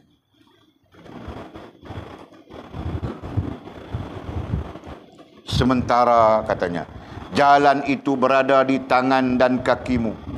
Jalan itu, nah jalan apa? Itu isim syarah. Kesesatan mah. Jalan itu sesat. Jalan itu sesat. Nah, itu istilah paling mudah kepada kita. Jalan itu sesat ataupun kesesatan berada di tangan dan kakimu. Nah, tanganmu akan membawa kepada kesesatan, kakimu pun akan membawamu kepada kesesatan. Nah, puncanya kerana kau tidak berpegang dengan agama. Nah, itu. Nah, apabila kau tidak berpegang dengan agama, tanganmu membawamu kepada kesesatan, kakimu membawamu kepada kesesatan. Nah, itu maksudnya. Jalan itu kesesatan, sesat. Nah, itu. Bukan kesesatan, sesat. Sementara Allah Al-Haq menutup pintu rahmatnya terhadapmu. Dalam masa yang sama Allah Subhanahu wa Ta'ala Al-Haq, yang maha hak, yang maha benar, menutup pintu rahmatnya terhadapmu. Allah, ya Allah, Allah menutup pintu rahmatnya. Sampai-sampai, nah, kita pun berada di posisi kita bilang tadi, kita sebut tadi sudah, posisi kafir. Posisi Allah menutup mata hati kita. Dan salah satu maksud Allah menutup mata hati kita adalah Allah menutup rahmat-Nya. Allah, na'udzubillah min dzalik, ya Allah. Mudah-mudahan kita selamat daripada keadaan ini. Dan kenapa? Nah, Allah Subhanahu wa taala sebut dalam Al-Quran. Kemarin kita baca ayat itu ya. Innal ladzina amanu thumma kafaru thumma amanu thumma kafaru thumma izdadu kufran. Lam yakunillahu liyaghfira lahum wa la liyahdiyahum sabila. Nah, kita baca ayat itu kemarin. Surah apa? Surah An-Nisa ayat An-Nisa ayat berapa? An-Nisa ayat 132. 137. An-Nisa ayat 137. Innal ladzina kafaru thumma amanu thumma kafaru thumma amanu thumma kafaru. Sesungguhnya mereka beriman kemudian kufur, kemudian beriman, kemudian kufur semula. Thumma zdadu kufran. Thumma zdadu kufran. Kemudian kami tambah kekufuran mereka. Thumma zdadu kufran. Lam yakunillahu liyaghfira lahum. Nah, apabila Allah menambahkan kekufuran, lam yakunillah, selama-lamanya Allah SWT tidak akan mengampunkannya, tidak akan mengampunkan mereka. Lam yakunillahu liyaghfira lahum, selamanya Allah tidak akan mengampunkan mereka. Wala liyahdiyahum sabila, termasuk selamanya tadi ataf daripada selamanya Allah tidak akan menunjukkan jalan. Nah, itulah maksud Allah menutup rahmat-Nya. Allah menutup rahmat-Nya dengan tidak menunjukkan jalan dan tidak memberikan keampunan. Nah, itu maksud. Masya Allah. An-Nisa 137. Ya Allah, mudah-mudahan Allah pelihara kita ya. Kemudian katanya diturunkannya kekerasan. Nah, selepas itu, selepas Allah menutup rahmat-Nya, pintu rahmat-Nya terhadap kita, diturunkannya kekerasan. Allah menurunkan kepada kita kekerasan sebagai siksaan. Kekerasan, nah berarti satu kepayahan menjalani kehidupan. Nah, itu maksud. Allah akan menurunkan kepada kita kekerasan, kepayahan dalam menjalani kehidupan. Itu payah, ini payah, itu susah, ini susah. Ada bini susah, tiada bini pun susah. Kan? Macam-macam. Allah memberikan kita kepayahan. Dan sebagainya. Dan sebagainya. Ada duit pun susah, tiada duit lagi susah. Ada duit pun susah kan? Siapa kasih tahu Walid? Tanjung kasih tahu Walid. Dia order 500 dalam Facebook. Kau yang kasih tahu aku tadi kau bohong aku ya. Aku berbohong terus dengan semua orang. Tengok kau punya kerak. Kau ni Tanjung. Aku cerita supaya yang lain tidak terkena. Kan? Simpan duit 500, mau beli anak panah, busuk beli apa? Beli set memanah, kena 500. Kalau bagi 500 Walid kan, Walid makan jadi pahala dia kan? Masya Allah. Jangan buat lagi banyak. Okey. Diturunnya kekerasan.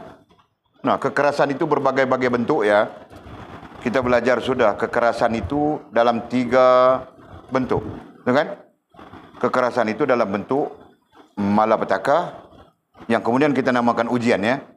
Kekerasan itu dalam bentuk bala bencana dan kekerasan itu dalam bentuk musibah. Yang paling rendah daripada kekerasan itu adalah musibah. Kan? Nah, cantum saja. Tapi hakikatnya semua itu datang dalam bentuk yang kekerasan. Istilahnya adalah kekerasan. Jadi kekerasan itu boleh saja dimaknakan dengan kepayahan, kesusahan. Diturunkannya kekerasan dan kesombongan. Kekerasan itu satu sisi ya.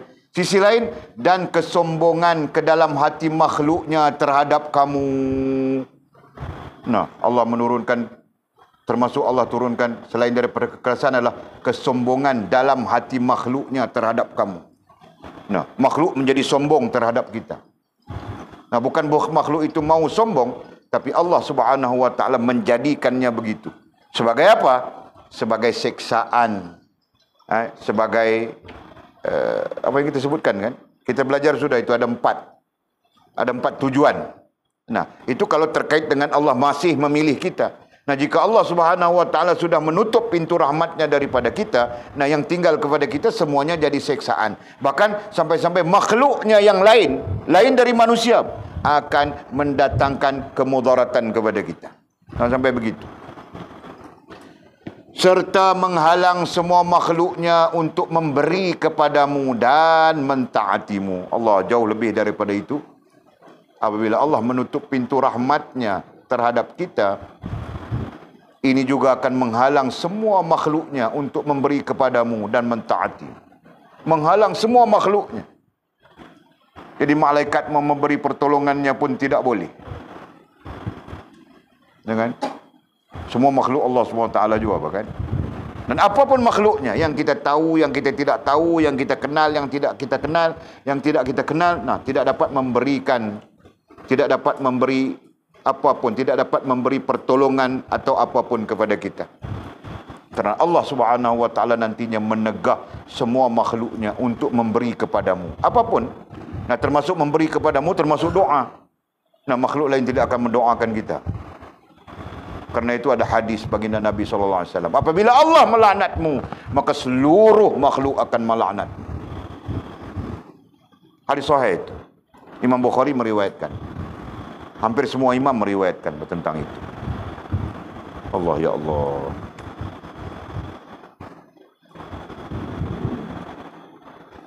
Serta menghalang semua makhluk untuk memberi kepadamu, nah sebut itu, dan mentaatimu. Nah, pada hakikatnya makhluk-makhluk ini Allah takdirkan mentaati kita. Kenapa? Karena kita adalah khalifah. Karena manusia adalah khalifah di atas muka bumi. Nah, khalifah itu bermaksud pemegang kepada satu kekuasaan yang sesuai dengan diri kita sebagai makhluk manusia. Kan? Itu maknanya. Kan? Di mana makhluk-makhluk yang lain akan mentaati kita yang menepati sifat-sifat kekhalifahan. Nih, Allah bilang dalam Quran begitu kan, wa idz qala rabbuka lil malaikati ja'ilun fil ardi khalifah. Nah, manusia memangnya khalifah. Sama ada khalifah dalam bentuk yang am, khalifah dalam bentuk yang khas. Nah, nanti perbincangannya kemudian. Nah, tetapi setiap diri manusia itu adalah khalifah. Nah, dengan maksud jika benar dia berada di posisi kekhalifahan, maka makhluk-makhluk yang lain akan mentaatinya, akan patuh kepadanya, akan taat kepadanya. Kan? Nah, jika dia dalam keadaan-keadaan derhaka, nah Allah perintahkan nasi saja taat kepadanya. Makanan-makanan yang dia boleh makan untuk hidup, Allah perintahkan itu kan. Allah perintahkan udara supaya ya berberilah dia peluang begitu. Nah, jika Allah Subhanahu wa taala menghendaki, maka Allah Subhanahu wa taala menyekat rezeki daripada mentaatinya. Dia makan tidak boleh sudah. Makan keluar. 3 hari kemudian mati. Faham tak? Maha suci Allah Subhanahu wa taala daripada segala kelemahan. Yang jahat, yang buruk, yang lemah, yang jahil itu adalah kita. Nah, kita cari saja jalan sambil kita berdoa kepada Allah Subhanahu wa taala untuk sampai kepada kebaikan-kebaikan yang sepatutnya daripada hidup ini sehingga kita kembali kepada Allah Subhanahu wa taala. Nah, untuk malam ini kita berhenti di situ. Kemudian kata musannif, pelihara kepalamu terhadap Tuhanmu. Wallahu a'lamu bisshawabi au kama qala.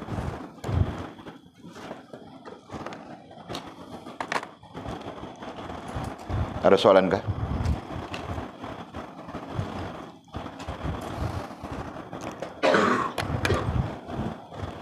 Astaghfirullahalazim.